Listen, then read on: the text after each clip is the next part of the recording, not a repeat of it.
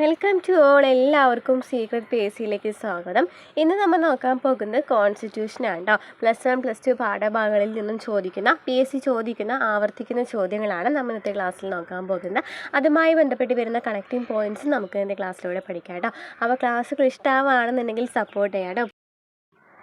നമ്മുടെ ചാനലിൽ പുതിയ SCERT ക്ലാസ്സുകളൊക്കെ ചെയ്തിട്ടുണ്ട്. അതുപോലെ തന്നെ പ്രീവിയസ് ക്വസ്റ്റ്യൻ ആൻസേഴ്സ്, അതുമായി ബന്ധപ്പെട്ട് വരുന്ന SCERT പാഠഭാഗങ്ങൾ ഓരോ സബ്ജക്റ്റ് വൈസ് ആയിട്ടും പ്രീവിയസ് ക്വസ്റ്റ്യൻ ആൻസേഴ്സ് നമ്മൾ ചെയ്യുന്നുണ്ട് കേട്ടോ. അപ്പോൾ ക്ലാസ്സുകൾ ഇഷ്ടമാണെന്നുണ്ടെങ്കിൽ സപ്പോർട്ട് ചെയ്യാം കേട്ടോ. അപ്പോൾ ക്ലാസ്സിലേക്ക് പോകാം. ഫസ്റ്റ് ക്വസ്റ്റ്യൻ എന്ന് പറയുന്നത് എന്താണ്? രാജ്യസഭയിലേക്ക് എത്ര അംഗങ്ങളെയാണ് രാഷ്ട്രപതി നാമനിർദ്ദേശം ചെയ്യുന്നത്? രാജ്യസഭയിലേക്ക് എത്ര അംഗങ്ങളെയാണ് രാഷ്ട്രപതി നാമനിർദ്ദേശം ചെയ്യുന്നത്? എത്ര അംഗങ്ങളെയാണ്? 12 അംഗങ്ങളെയാണ് കേട്ടോ. 12 അംഗങ്ങളെയാണ് രാജ്യസഭയിലേക്ക് രാഷ്ട്രപതി നാമനിർദ്ദേശം ചെയ്യുന്നത്. അപ്പോൾ കലാ, കായികം, സാഹിത്യം, ശാസ്ത്രം, സാമൂഹിക സേവനം എന്നീ മേഖലകളിൽ നിന്നുള്ളവരെയാണ് രാഷ്ട്രപതി രാജ്യസഭയിലേക്ക് നാമനിർദ്ദേശം ചെയ്യാറുള്ളത്. അപ്പോൾ രാഷ്ട്രപതി രാജ്യസഭയിലേക്ക് നാമനിർദ്ദേശം ചെയ്യാറുള്ളത് ഏത് മേഖലയിൽ നിന്നുള്ളവരാണ്? കലാ, കായികം, സാഹിത്യം, ശാസ്ത്രം, സാമൂഹിക സേവനം എന്നീ മേഖലകളിൽ നിന്നുള്ളവരാണ്. ഈ രാജ്യസഭയെക്കുറിച്ച് പ്രതിപാദിക്കുന്ന ആർട്ടിക്കിൾ എത്രയാണ്? എത്രാമത്തെ ആർട്ടിക്കിളിലാണ് രാജ്യസഭയെക്കുറിച്ച് പറയുന്നത്? ആർട്ടിക്കിൾ 80 അല്ലേ? ആർട്ടിക്കിൾ 80 രാജ്യസഭയെക്കുറിച്ച് പ്രതിപാദിക്കുന്നത്. രാഷ്ട്രപതിയാകാനുള്ള അടിസ്ഥാന പ്രായം എത്രയാണ്? 35 വയസ്സാണ് അല്ലേ? 35 വയസ്സാണ് രാഷ്ട്രപതിയാകാനുള്ള അടിസ്ഥാന പ്രായം. രാഷ്ട്രപതിയുടെ കാലാവധി എന്ന് പറയുന്നത് 5 വർഷമാണ്. 5 വർഷമാണ് കാലാവധി എന്ന് പറയുന്നത്. എത്ര വയസ്സാണ്? 35 വയസ്സാണ് രാഷ്ട്രപതിയാകുവാനുള്ള പ്രായം എന്ന് പറയുന്നത്. അപ്പോൾ നമ്മുടെ ക്വസ്റ്റ്യൻ എന്തായിരുന്നു? രാജ്യസഭയിലേക്ക് രാഷ്ട്രപതി നാമനിർദ്ദേശം ചെയ്യുന്ന 12 അംഗങ്ങളെയാണ്. ഓക്കെ, തെറ്റായ പ്രസ്താവന തിരഞ്ഞെടുക്കുക. Union list, state list, concurrent list എന്നിവയിൽ ഉൾപ്പെടുത്തിയ വിഷയങ്ങളിൽ രാഷ്ട്രപതിക്ക് ഓർഡിനൻസ് പുറപ്പെടുവിക്കാൻ കഴിയുമെന്ന് പറയുന്നുണ്ട് അല്ലേ? 3 വിഷയങ്ങളിലും രാഷ്ട്രപതിക്ക് ഓർഡിനൻസ് പുറപ്പെടുവിക്കാൻ കഴിയുമെന്നാണ് പറയുന്നത്. അത് തെറ്റാണ് അല്ലേ? അത് തെറ്റാണ്. നെക്സ്റ്റ് എന്താണ്? സംസ്ഥാന നിയമസഭയ്ക്ക് നിയമങ്ങൾ നിർമ്മിക്കാൻ കഴിയുന്ന വിഷയങ്ങളിൽ മാത്രമേ ഗവർണർക്ക് ഓർഡിനൻസ് പുറപ്പെടുവിക്കാൻ കഴിയൂ. സംസ്ഥാനവുമായി ബന്ധപ്പെട്ട കാര്യങ്ങളിലാണെന്നുണ്ടെങ്കിൽ ഗവർണർക്കാണ് ഓർഡിനൻസ് പുറപ്പെടുവിക്കാനായിട്ട് കഴിയുന്നത്. അപ്പോൾ നമുക്ക് എന്ത് കാരണമാണ് ഈ ഒന്നാമത്തെ പ്രസ്താവന തെറ്റായിട്ടുള്ള? എന്ത് കാരണമായിരിക്കും? ഭരണഘടനയുടെ 123, 213 വകുപ്പുകളിലാണല്ലേ രാഷ്ട്രപതിക്കും ഗവർണർക്കും ഓർഡിനൻസ് പുറപ്പെടുവിക്കാൻ അധികാരം നൽകുന്നത്. അപ്പോൾ നമുക്കറിയാം സംസ്ഥാന ഗവൺമെൻറ്റിനും അതുപോലെ തന്നെ കേന്ദ്ര സർക്കാരിനും നിയമങ്ങൾ നിർമ്മിക്കുവാനുള്ള അധികാരമുണ്ട്.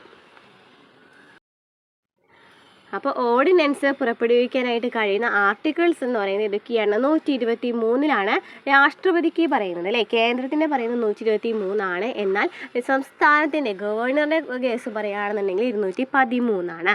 അപ്പോൾ ഭരണഘടന 123, 213 വകുപ്പുകൾ ചോദിക്കാറുണ്ട് കേട്ടോ. 123 വകുപ്പാണ് ഓർഡിനൻസ് എന്ന് പറയുന്നത്. അപ്പോൾ പാർലമെൻറ്റിന് നിയമനിർമ്മാണം നടത്താൻ അധികാരമുള്ള വിഷയങ്ങളിൽ രാഷ്ട്രപതിക്ക് പാർലമെൻറ്റിന് നിയമനിർമ്മാണം നടത്തുവാൻ അധികാരമുള്ള വിഷയങ്ങളിൽ മാത്രമാണ് രാഷ്ട്രപതിക്ക് അധികാരം അല്ലേ? രാഷ്ട്രപതിക്ക് ഓർഡിനൻസ് ഒക്കെ പുറപ്പെടുവിക്കാനായിട്ട് പറ്റുന്നത്. എന്നാൽ സംസ്ഥാന നിയമസഭകൾക്ക് അധികാരമുള്ള വിഷയങ്ങളിൽ ആർക്കാണ്? ഗവർണർക്കും ഓർഡിനൻസ് പുറപ്പെടുവിക്കാനായിട്ട് കഴിയുമെന്ന് പറയുന്നുണ്ട്.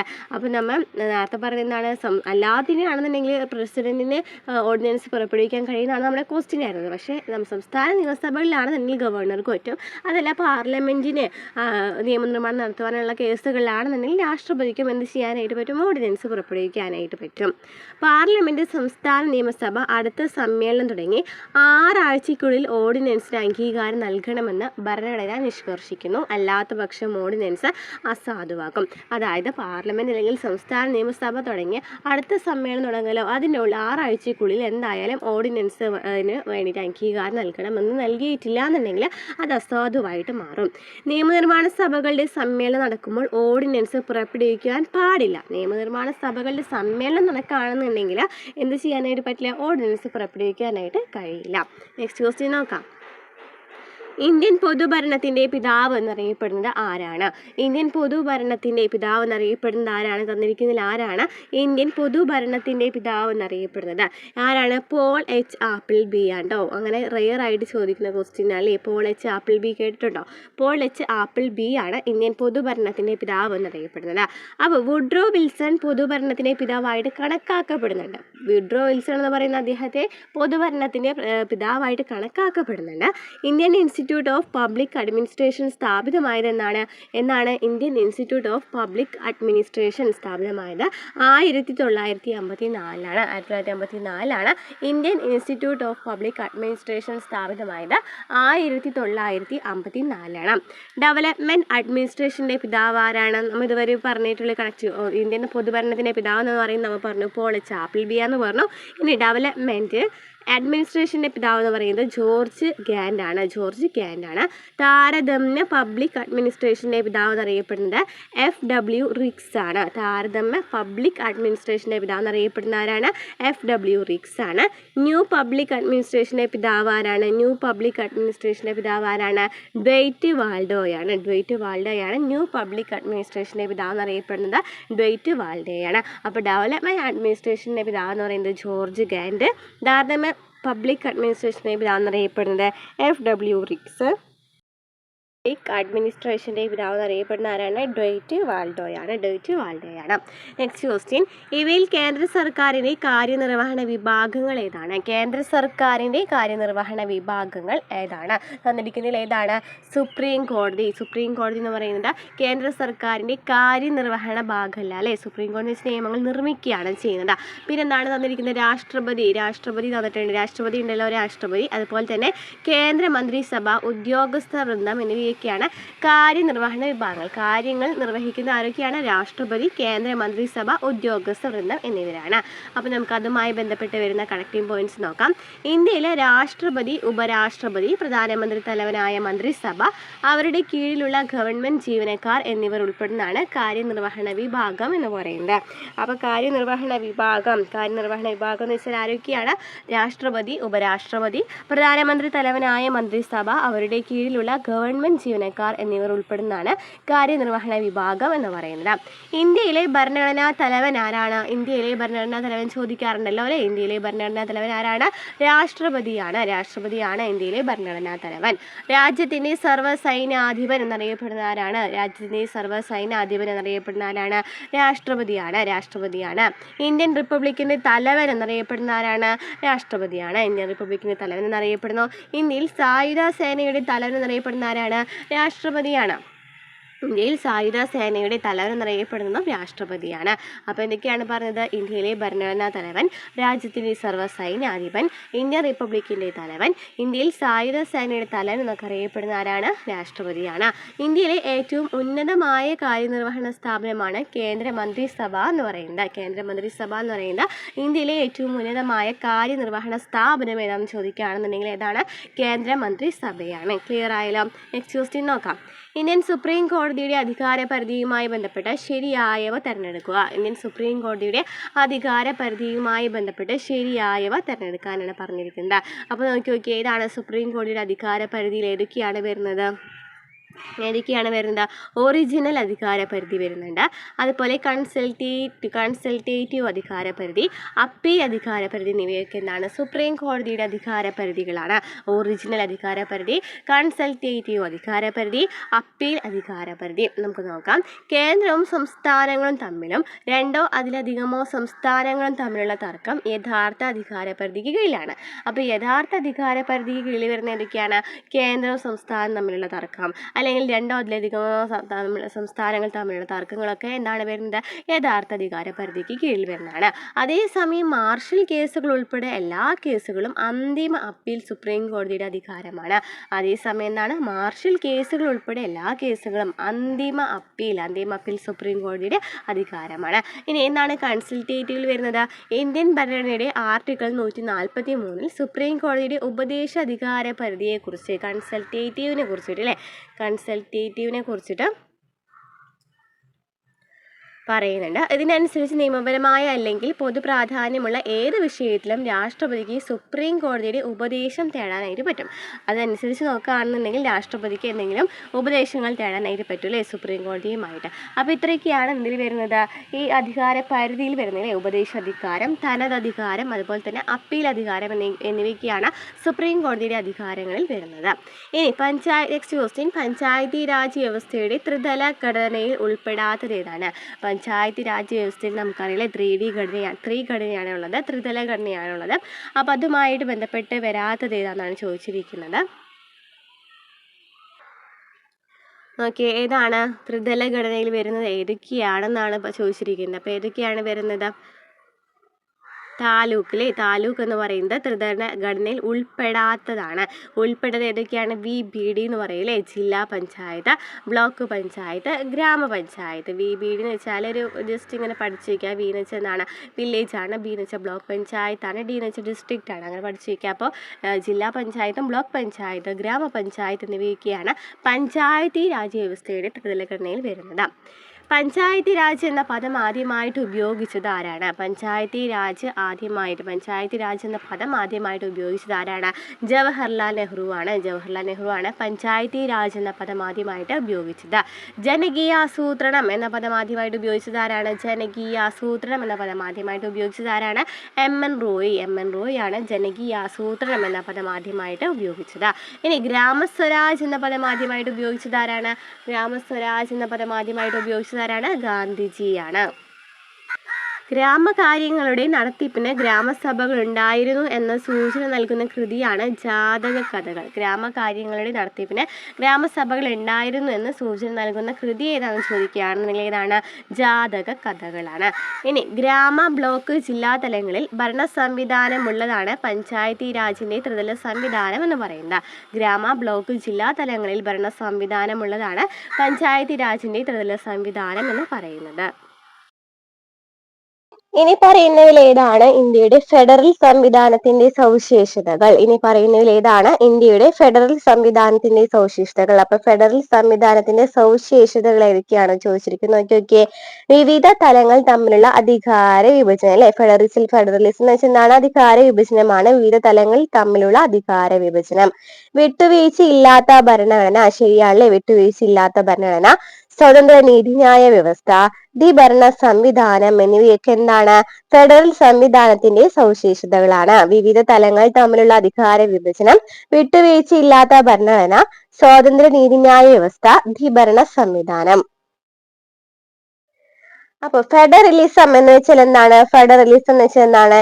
കേന്ദ്രത്തിനും സംസ്ഥാനങ്ങൾ അല്ലെങ്കിൽ പ്രവിശ്യകൾ പോലുള്ള അതിന്റെ ഘടക ഭാഗങ്ങൾക്കുമിടയിൽ അധികാരം വിഭജിച്ചിരിക്കുന്ന ഒരു ഭരണകൂട സംവിധാനത്തെയാണ് ഫെഡറലിസം എന്ന് പറയുന്നത്. ഫെഡറലിസം എന്ന് വെച്ചാൽ എന്താണ്? കേന്ദ്രത്തിനും സംസ്ഥാനങ്ങൾ അല്ലെങ്കിൽ പ്രവിശ്യകൾ പോലുള്ള അതിന്റെ ഘടക ഭാഗങ്ങൾക്കുമിടയിൽ അധികാരം വിഭജിച്ചിരിക്കുന്ന ഒരു ഭരണകൂട സംവിധാനത്തെയാണ് ഫെഡറലിസം എന്ന് പറയുന്നത്.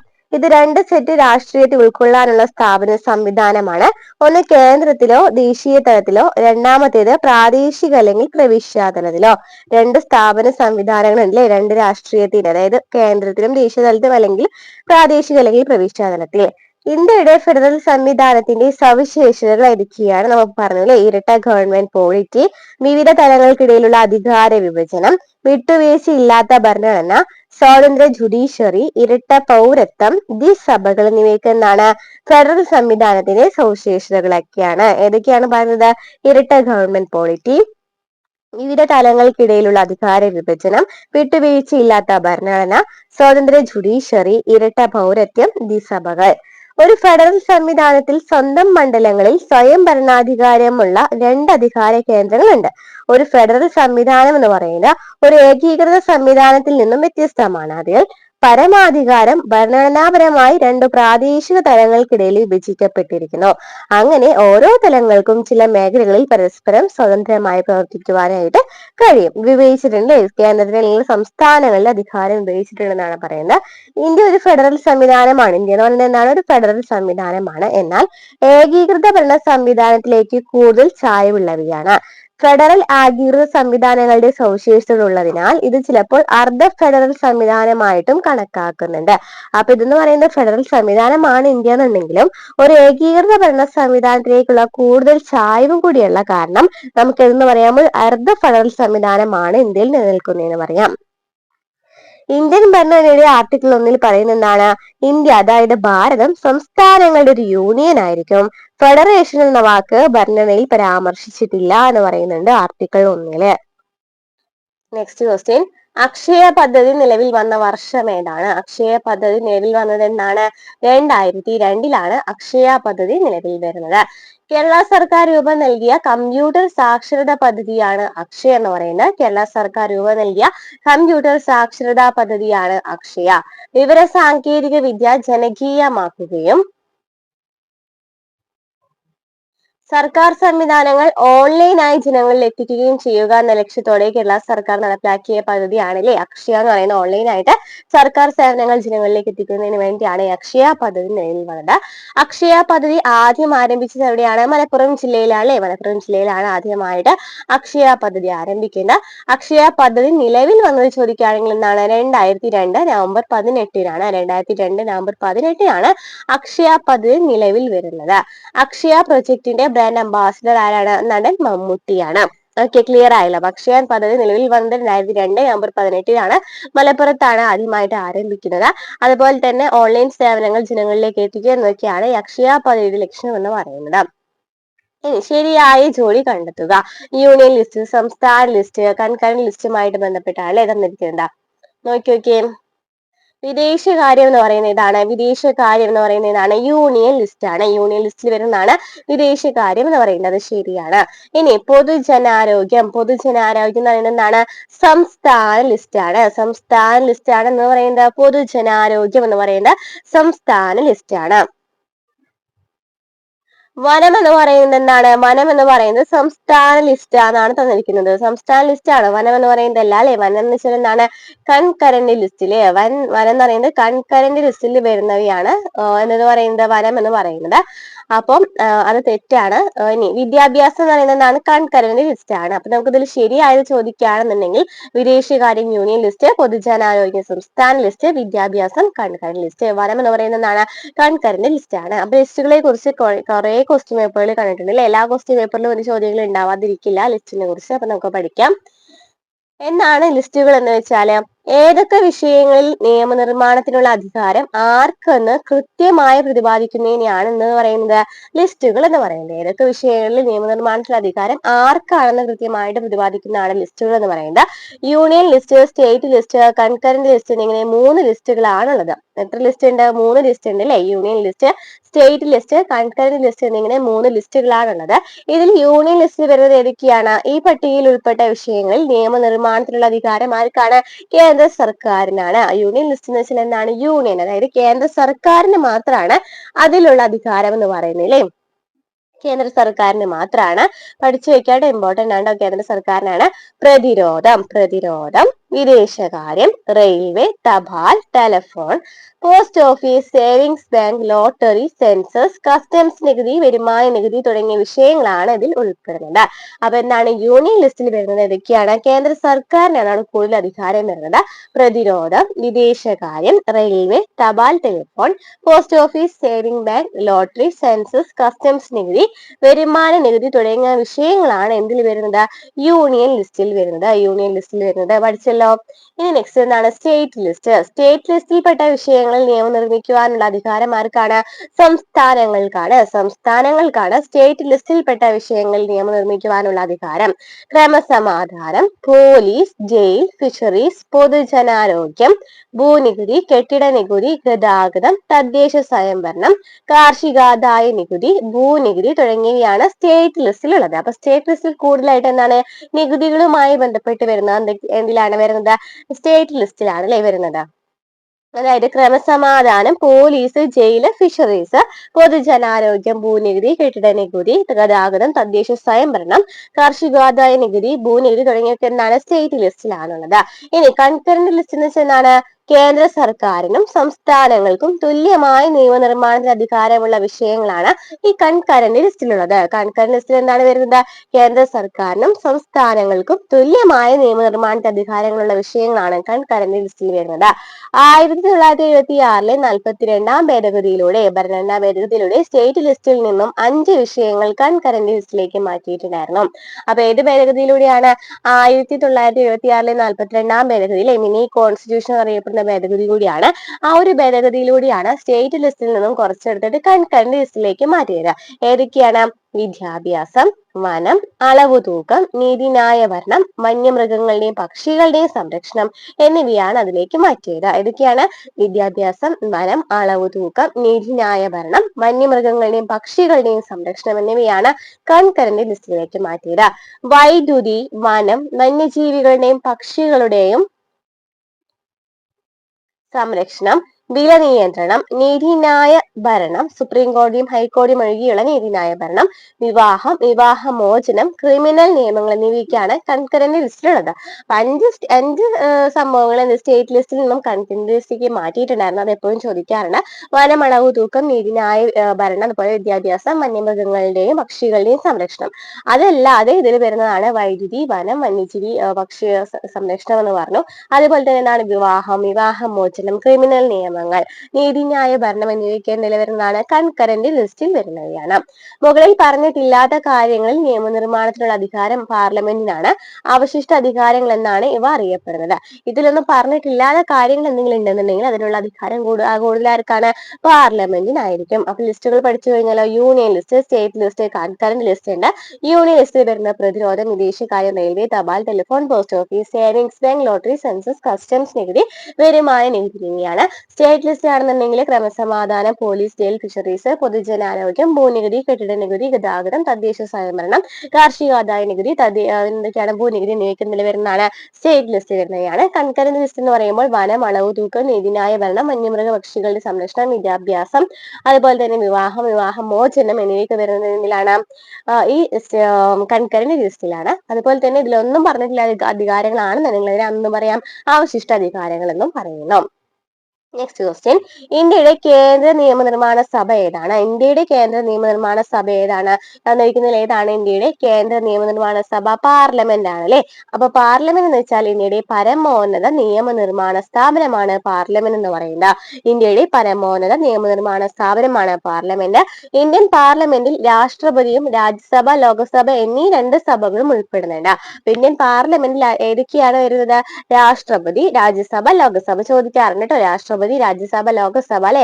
രാഷ്ട്രപതി, രാജ്യസഭ, ലോകസഭ, അതുപോലെ തന്നെ രാഷ്ട്രപതി കൂടി വരുന്നതാണ് എന്ന് പറയുന്നത് കേന്ദ്ര നിയമനിർമ്മാണ സഭ എന്ന് പറയുന്നത്. എല്ലാ പ്രതിനിധികളും ചേർന്ന് രൂപീകരിച്ച പാർലമെന്റ് സർക്കാരിനെ നിയന്ത്രിക്കുകയും ചെയ്യുന്നത്. അതായത് ഈ പാർലമെന്റിൽ ഏതൊക്കെയാണ് പറയുന്നത്? എല്ലാ പ്രതിനിധികളും ചേർന്ന് രൂപീകരിച്ചിട്ടാണ് ഈ പാർലമെന്റ് സർക്കാരിനെ നിയന്ത്രിക്കുകയും ചെയ്യുന്നത്. ഈ അർത്ഥത്തിൽ ആളുകൾ അവർ തിരഞ്ഞെടുത്ത പ്രതിനിധികൾ മുഖേന സർക്കാർ രൂപീകരിക്കുകയും അതിനെ നിയന്ത്രിക്കുകയും ചെയ്യുന്നു. അങ്ങനെയാണ് ആൾക്കാർ തിരഞ്ഞെടുത്ത പ്രതിനിധികൾ വഴിയാണ് ഈ ഭരണമൊക്കെ നടക്കുന്നത് അല്ലെ. അപ്പൊ ഇതാണ് പാർലമെന്റിനെ കുറിച്ച് പറയാനുള്ളത്. നെക്സ്റ്റ് ക്വസ്റ്റ്യൻ, സുപ്രീം കോടതിയുടെ ഉപദേശാധികാരം പരാമർശിക്കുന്ന ഭരണഘടനാ വകുപ്പ് ഏതാണ്? ഏത് ആർട്ടിക്കിളിലാണ് സുപ്രീം കോടതിയുടെ ഉപദേശാധികാരം പരാമർശിക്കുന്നത്? ഏത് വകുപ്പാണ്? ആർട്ടിക്കിൾ 143 ആർട്ടിക്കിൾ 143 എന്തിനെ കുറിച്ച് പറയുന്നത്? സുപ്രീം കോടതിയുടെ ഉപദേശാധികാരത്തെ കുറിച്ച് പറയുന്നത്. ഇനി സുപ്രീം കോടതിയെ കുറിച്ച് പരാമർശിക്കുന്ന വകുപ്പ് ചോദിക്കുകയാണെങ്കിൽ 124 124 എന്ന് പറയുന്നത് സുപ്രീം കോടതിയെ കുറിച്ചിട്ട് പരാമർശിക്കുന്നത് ചോദിക്കുകയാണെന്നുണ്ടെങ്കിൽ 124. ഇനി സുപ്രീം കോടതി നിലവിൽ വന്ന വർഷം ഏതാണ്?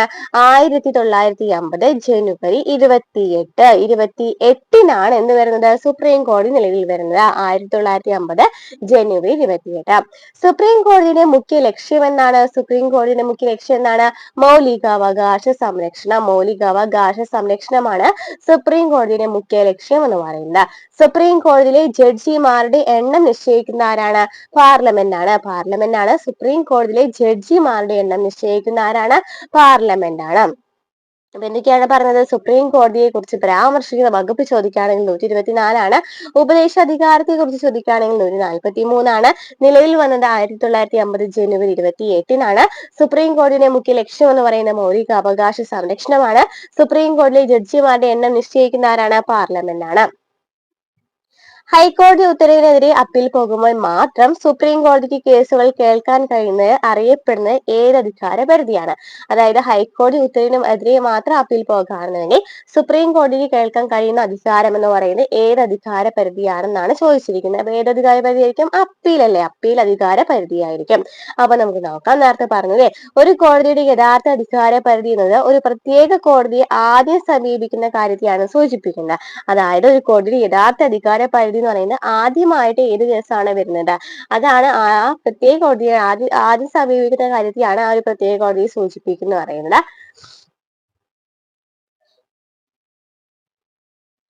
അതായത് ഇന്ത്യയിലെ സുപ്രീം കോടതിയുടെ കാര്യത്തിൽ അതിന്റെ യഥാർത്ഥ അധികാര പരിധി ആർട്ടിക്കിൾ 131 കീഴിലാണ് ഉൾക്കൊള്ളുന്നത്. അതായത് ആർട്ടിക്കിൾ 131 കീഴിൽ ഉൾക്കൊള്ളുന്നതാണ് ശരിക്കും പറഞ്ഞിട്ടുള്ള സുപ്രീം കോടതിയുടെ അധികാര പരിധി എന്ന് പറയുന്നത്.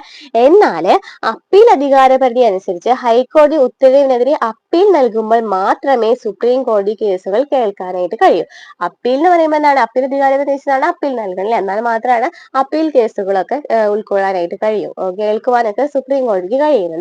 ഉപദേശ അധികാര പരിധി അനുസരിച്ച് നിയമത്തിന്റെയോ വസ്തുതയുടെയോ ഏത് വിഷയത്തിലും അഭിപ്രായം അറിയിക്കാൻ രാഷ്ട്രപതിക്ക് സുപ്രീം കോടതിയോട് അഭ്യർത്ഥിക്കാം. അപ്പൊ ഉപദേശം ചോദിക്കുക അല്ലെ, അല്ലെങ്കിൽ എന്താണ് ചോദിക്കുന്നത്? അഭിപ്രായം അറിയിക്കുന്നതിന് വേണ്ടിയിട്ടാണ് ഈ ഉപദേശാധികാര പരിധി ഉപയോഗിക്കുന്നത്. അപ്പൊ 3 അധികാര പരിധി ഉണ്ടെന്ന് പറഞ്ഞു സുപ്രീം കോടതിക്ക്. ഉപദേശാധികാര പരിധി ഉണ്ട്, പിന്നെ എന്തൊക്കെയാണ് പറഞ്ഞത്? ഉപദേശാധികാര പരിധി പറഞ്ഞു, അതുപോലെ തന്നെ എന്താണ് പറഞ്ഞത്? അപ്പീൽ അധികാര പരിധി പറഞ്ഞു, അതുപോലെ തന്നെ യഥാർത്ഥ അധികാര പരിധി പറഞ്ഞു. ഈ യഥാർത്ഥ അധികാര പരിധി എന്ന് വെച്ചാൽ കറക്റ്റ് ആയിട്ട് ഫസ്റ്റ് കേസ് പോകുന്നത് അതുമായി ബന്ധപ്പെട്ട കോടതികളിലേക്ക്. അതിനാണ് യഥാർത്ഥ അധികാര പരിധി എന്ന് പറയുന്നത്. അപ്പീൽ എന്ന് വെച്ചാൽ അപ്പീൽ കൊടുക്കുമ്പോൾ വരുന്ന ഒരു പരിധിയാണല്ലേ, അതായത് അപ്പീൽ കൊടുക്കുന്ന കേസുകൾ മാത്രമാണ് ഈ അപ്പീൽ അധികാര പരിധിയിൽ വരുന്നത്. ഉപദേശക അധികാര പരിധി എന്ന് വെച്ചാൽ എന്താണ്? എന്തെങ്കിലും അഭിപ്രായം ചോദിക്കുകയാണെന്നുണ്ടെങ്കിലാണ് ഈ ഉപദേശക അധികാര പരിധിയിൽ വരുന്നത്. നെക്സ്റ്റ് ക്വസ്റ്റ്യൻ, അഖിലേന്ത്യാ സർവീസുമായി ബന്ധപ്പെട്ട പ്രസ്താവനകളിൽ ശരിയായവ കണ്ടെത്തുക. കേന്ദ്രത്തിനും സംസ്ഥാനത്തിനും ഒരുപോലെ ബാധകമാണ്. അഖിലേന്ത്യാ സർവീസ് എന്ന് പറയുന്നത് എന്താണ്? കേന്ദ്രത്തിനും സംസ്ഥാനത്തിനും ഒരുപോലെ ബാധകമാണ്. നമുക്ക് ഡീറ്റെയിൽ ആയിട്ട് ഇതിനെ കുറിച്ച് ക്ലാസ് എടുത്തിട്ടുണ്ടായിരുന്നു അല്ലെ. അപ്പൊ അഖിലേന്ത്യാ സർവീസ് എന്ന് വെച്ചാൽ കേന്ദ്രവും സംസ്ഥാനത്തിനും കൂടുതൽ രണ്ടിനും പറ്റിയതാണ് അല്ലെ, രണ്ടിനും കൂടിയിട്ടുള്ള ബാധകമാണ് ഈ അഖിലേന്ത്യാ സർവീസ് എന്ന് പറയുന്നത്. പാർലമെന്റിനാലാണ് ക്രമീകരിക്കപ്പെടുന്നത്. പാർലമെന്റിനാലാണ് അത് ക്രമീകരിക്കപ്പെടുന്നത്. നിയമത്തിന്റെ രീതി, സേവന വേതന വ്യവസ്ഥകൾ എന്നിവ തീരുമാനിക്കുന്ന ആരാണ്? പാർലമെന്റ് ആണ്. നിയമത്തിന്റെ രീതിയും സേവന വേതന വ്യവസ്ഥകളൊക്കെ തീരുമാനിക്കുന്ന ആരാണ്? പാർലമെന്റ് ആണ്. സെയിൽസ് ടാക്സ് ഓഫീസർ അഖിലേന്ത്യാ സർവീസിൽ പെടുന്നു എന്ന് പറയുന്നുണ്ട്, അത് തെറ്റാണ്. സെയിൽസ് ടാക്സ് ഓഫീസർ എന്ന് പറയുന്നത് സംസ്ഥാന സർവീസിലാണ് വരുന്നത്. സെയിൽസ് ടാക്സ് ഓഫീസർ അല്ലെ, സെയിൽസ് ടാക്സ് ഓഫീസർ എന്ന് പറയുന്നത് അഖിലേന്ത്യാ സർവീസിൽ വരുന്നില്ല. അതെന്തിനാണ് വരുന്നത്? സംസ്ഥാന സർവീസിലാണ് വരുന്നത്.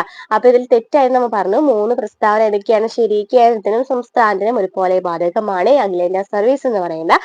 പാർലമെന്റിനാൽ ക്രമീകരിക്കപ്പെടുന്നു. നിയമനത്തിന്റെ രീതി, സേവന വേതന വ്യവസ്ഥകൾ എന്നിവ തീരുമാനിക്കുന്ന ആരാണ്? പാർലമെന്റ് ആണ്. സെയിൽസ് ടാക്സ് ഓഫീസർ അഖിലേന്ത്യാ സർവീസിൽ പെടുന്നുണ്ട്. അപ്പൊ സെയിൽസ് അങ്ങനെ പറയുന്നുണ്ട്, പക്ഷെ തെറ്റല്ലേ. സെയിൽസ് ടാക്സ് ഓഫീസർ തന്നെയാണ് സംസ്ഥാന സർവീസിലാണ് വരുന്നത്. ഇന്ത്യൻ ഭരണഘടനയുടെ 312 വകുപ്പ് പ്രകാരം രൂപീകരിച്ച ഇന്ത്യൻ അഡ്മിനിസ്ട്രേറ്റീവ് സർവീസ്, അതായത് IAS, Indian police service IPS, Indian forest service IFS തുടങ്ങിയവയാണ് അഖിലേന്ത്യാ സർവീസുകൾ എന്ന് പറയുന്നത്. അപ്പൊ അഖിലേന്ത്യാ സർവീസിന്റെ വകുപ്പ് ചോദിക്കുകയാണെങ്കിൽ 312 വകുപ്പാണ് ഇന്ത്യൻ ഇതിനെ കുറിച്ച് പറയുന്ന വകുപ്പ് എന്ന് പറയുന്നത്. അതിൽ വരുന്നത് ഇന്ത്യൻ അഡ്മിനിസ്ട്രേറ്റീവ് സർവീസിന്റെ IAS-ഉം IPS-ഉം IFS മാത്രമാണ് അഖിലേന്ത്യാ സർവീസിൽ വരുന്നത്. കേന്ദ്ര സംസ്ഥാന സർക്കാരുകളിൽ ഉന്നത സിവിൽ ഉദ്യോഗങ്ങളിൽ സേവനമനുഷ്ഠിക്കുന്നവർ ഈ സർവീസിലെ അംഗങ്ങളാണ്. ഉന്നത സിവിൽ ഉദ്യോഗങ്ങളിൽ സേവനമനുഷ്ഠിക്കുന്നവരൊക്കെയാണ് ഈ അഖിലേന്ത്യാ സർവീസിൽ വരുന്നത്.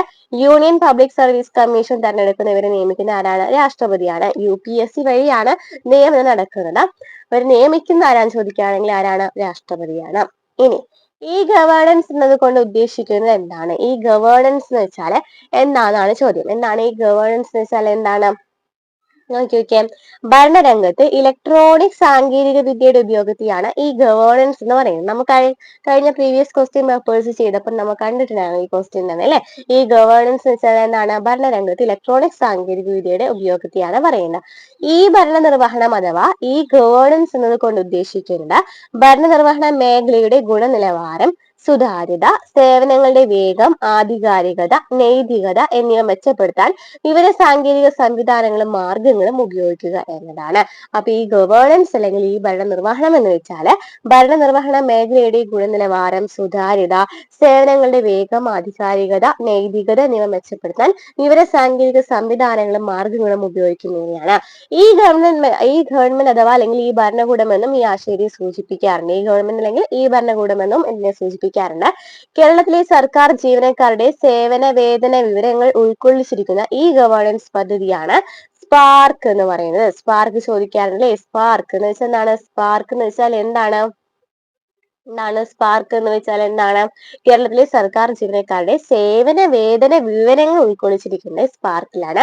കേരളത്തിലെ മറ്റൊരു ഇ ഗവേണൻസ് പദ്ധതിയാണ് ഫ്രണ്ട്സ്. അപ്പൊ ഫ്രണ്ട്സ് എന്ന് പറയുന്ന ഒരു ഇ ഗവേണൻസ് പദ്ധതി ഉണ്ടെന്ന് പഠിച്ചു വെക്കാം. ഓക്കെ, ക്ലിയർ ആയല്ലോ. ഇനി എന്താണ് ചോദിച്ചിരിക്കുന്നത്? MNREGA സ്കീമിനെ കുറിച്ചുള്ള പ്രസ്താവനകൾ പരിഗണിക്കുക. കഴിഞ്ഞ ക്വസ്റ്റ്യൻ പേപ്പറിൽ കണ്ടതാണല്ലേ MNREGA എന്ന് പറയുന്ന സ്കീം അല്ലെ. എന്താണ് ഇതിനെ കുറിച്ച് നോക്കാം. കുറച്ച് പ്രസ്താവനകൾ നൽകിയിട്ടുണ്ട്. ഇതിൽ ശരിയായ പ്രസ്താവന കണ്ടെത്താനാണ് ചോദിച്ചിരിക്കുന്നത്. നമുക്ക് പ്രസ്താവനകൾ വായിച്ചു നോക്കാം. ഒന്നാമത്തെ പറയുന്നത് ഗുണഭോക്താക്കളിൽ മൂന്നിലൊന്നെങ്കിലും ഈ നിയമത്തിന് കീഴിൽ രജിസ്റ്റർ ചെയ്ത് ജോലിക്ക് അപേക്ഷിച്ച സ്ത്രീകളായിരിക്കണം എന്ന് പറയുന്നത് ശരിയാണ്. ഗുണഭോക്താക്കളിൽ മൂന്നിലൊന്നെങ്കിലും ഈ നിയമത്തിന് കീഴിൽ രജിസ്റ്റർ ചെയ്ത് ജോലിക്ക് അപേക്ഷിച്ച സ്ത്രീകളായിരിക്കണം. ജോലിക്കുള്ള അപേക്ഷകൾ കുറഞ്ഞത് 14 ദിവസത്തെ തുടർച്ചയായ ജോലിക്കുള്ളതായിരിക്കണം. അപേക്ഷ എന്ന് പറയുന്നത് എന്താണ്? 14 ദിവസത്തെ തുടർച്ചയായിട്ടുള്ള ജോലിക്കുള്ളതായിരിക്കണം. അതും ശരിയാണ്. ഒരു തൊഴിൽ കാലയളവ് സാധാരണമായി കുറഞ്ഞത് 14 ദിവസമെങ്കിലും വേണം എന്ന് പറഞ്ഞു അല്ലെ. തുടർച്ചയായി ആഴ്ചയിൽ 6 ദിവസത്തിൽ കൂടരുത്. തുടർച്ചയായിട്ട് ആഴ്ചയിൽ 6 ദിവസത്തിൽ കൂടരുത് എന്നൊക്കെ പറയുന്നത് എന്താണ്? ഈ ഒരു സ്കീമിനെ കുറിച്ച് പറയുന്നതാണോ? ഈ സ്കീമിനെ കുറിച്ച് പറയുന്നതാണ്. അപ്പൊ ഇതൊക്കെ ശരിയാണ്. അതായത് മഹാത്മാഗാന്ധി ദേശീയ ഗ്രാമീണ തൊഴിലുറപ്പ് പദ്ധതിനെയാണ് നമ്മൾ എന്ന് പറയുന്നത് MNREGA അല്ലെ. MNREGA എന്ന് പറയുന്ന സ്കീം എന്ന് പറയുന്നത്. ഇതിൽ പറയുന്നതാണ് നമ്മൾ ഇതിൽ രജിസ്റ്റർ ചെയ്ത ജോലിക്ക് അപേക്ഷിച്ച സ്ത്രീകളായിരിക്കണം. അതുപോലെ തന്നെ 14 ദിവസത്തെ തുടർച്ചയായി ജോലി ചെയ്യണം അല്ലെ. അതിന് വേണ്ടിയിട്ടുള്ളതായിരിക്കണം. 14 ദിവസമെങ്കിലും തുടർച്ചയായിട്ട് ജോലി ചെയ്യണം. തുടർച്ചയായിട്ട് 6 ദിവസത്തിൽ ആഴ്ചയിൽ 6 ദിവസത്തിൽ കൂടരുതെന്നും പറയുന്നുണ്ട്. അപ്പൊ മഹാത്മാഗാന്ധി ദേശീയ ഗ്രാമീണ തൊഴിലുറപ്പ് പദ്ധതി നിരീക്ഷിക്കുന്ന ആരാണ്? ഇന്ത്യ ഗവൺമെന്റിന്റെ ഗ്രാമവികസന മന്ത്രാലയമാണ്. ഈ പദ്ധതി പ്രകാരം നടത്തിയ രജിസ്ട്രേഷൻ 5 വർഷത്തിൽ കുറവായിരിക്കരുത്. അത് കാലാകാലങ്ങളിൽ പുതുക്കുകയും ചെയ്യാം. അതായത് രജിസ്ട്രേഷൻ എന്ന് പറയുന്നത് 5 വർഷത്തിൽ കുറവാവരുത്. അതുപോലെ തന്നെ കാലാകാലങ്ങളിൽ പുതുക്കുകയും ചെയ്യണം. ഗ്രാമത്തിന് 5 കിലോമീറ്റർ ചുറ്റളവിന് പകരം ബ്ലോക്കിനുള്ളിൽ ജോലി നൽകുകയാണെങ്കിൽ അധിക യാത്രാ ചെലവുകൾ, ജീവിത ചെലവുകൾ വഹിക്കാൻ തൊഴിലാളികൾക്ക് കൂലി നിരക്കിന്റെ 10% അധികം കൂലിയായിട്ട് നൽകണം. അതായത് ഗ്രാമത്തിനുള്ളിൽ എല്ലാവരും താമസിക്കുന്നതിനടുത്ത് അല്ലാന്നുണ്ടെങ്കിൽ 5 കിലോമീറ്ററിനുള്ളിൽ അല്ലാന്നുണ്ടെങ്കിൽ അവർക്ക് അതിനുള്ള ചെലവും കൂടി ഈ ഒരു സ്കീം വഴി ചെയ്യണമെന്നാണ് പറയുന്നത്. അപ്പൊ ഇത്രയൊക്കെയാണ് നമ്മൾ ഇന്നത്തെ ക്ലാസ്സിൽ ചേർത്തിട്ടുള്ളത് കേട്ടോ. ഇനിയും നമുക്ക് കുറെ ക്വസ്റ്റ്യൻസ് ചെയ്യാനുണ്ട്. അപ്പൊ ക്ലാസ്സുകൾ ഇഷ്ടമാണെന്നുണ്ടെങ്കിൽ സപ്പോർട്ട് ചെയ്യാം കേട്ടോ. നമ്മൾ കുറെ ക്വസ്റ്റ്യൻ പേപ്പേഴ്സ് ആൻസർ ചെയ്തിട്ടുണ്ട്. അപ്പൊ ആ ക്ലാസ്സുകളൊക്കെ പോയി കാണാം. അടുത്ത ക്ലാസ്സുമായിട്ട് വീണ്ടും കാണാം.